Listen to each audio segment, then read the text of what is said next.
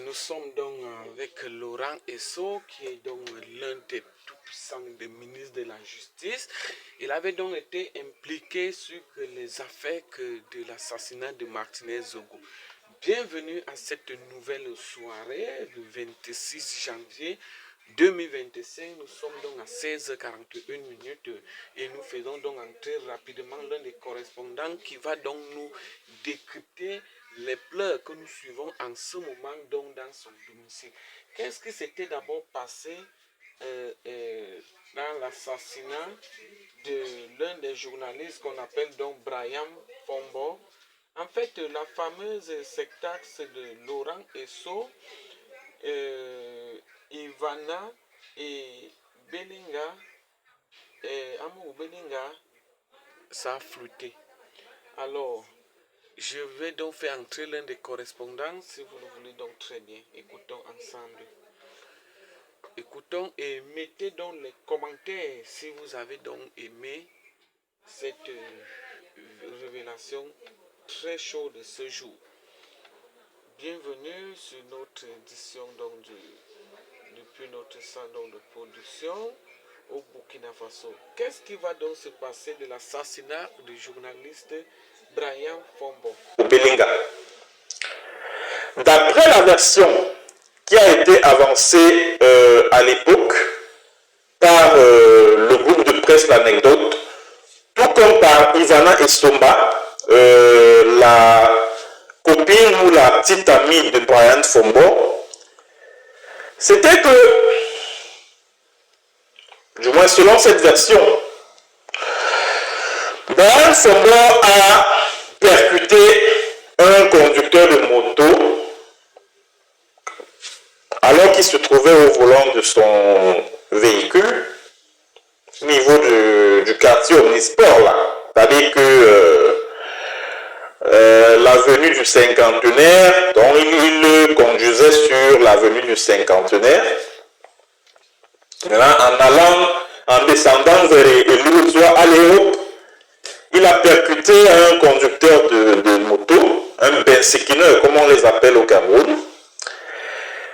Et maintenant, et par la suite, quand il est sorti pour s'enquérir, quand Brian Fombo est sorti de son véhicule, pour s'enquérir de la situation de ce jeune conducteur de moto de taxi, d'autres, c'est-à-dire que ses camarades ont foncé parce qu'ils étaient en groupe, du moins d'après la version avancée par Amour Belinga et toute sa bande, tout comme par cette Ivana Estomba. Les autres camarades, c'est-à-dire que les camarades, les collègues du conducteur de mototaxi, du conducteur de mototaxi, ont surgi de nulle part et ont décidé d'en découdre avec Brian Fombo à tel point qu'il a succombé de ses blessures. Voilà la version qui a été avancée par Jean-Pierre Amour Belinga et toute sa bande. Sauf qu'on nous parle d'un conducteur de moto-taxi qui a été percuté par Brian Fombo ce fameux 5 juin 2020. Mais on est sans nouvelles de ce conducteur de moto-taxi. On ne sait pas comment il s'appelle. Après avoir été percuté, comme on a voulu nous le faire croire, est-ce qu'il a été conduit dans un centre de santé ou un hôpital afin de recevoir des soins? Bref, le flou continue de planer sur cette version-là, qui bien évidemment ne tient pas la route.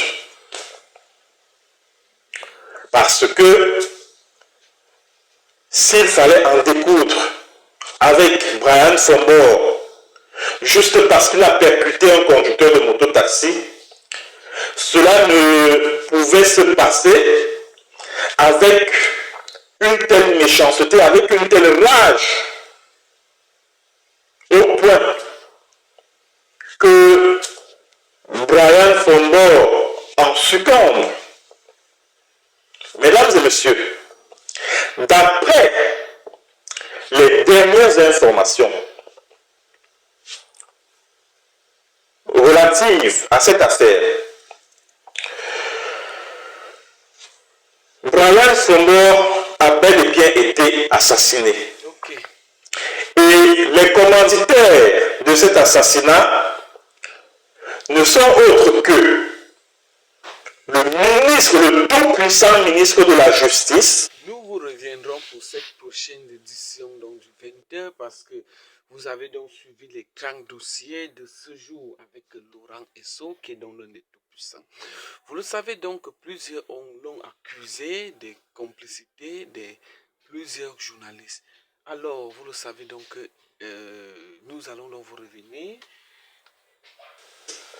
Laurent Esso et Jean-Pierre Amourou Belinga, le président directeur général du groupe L'Anecdote. Je le prends.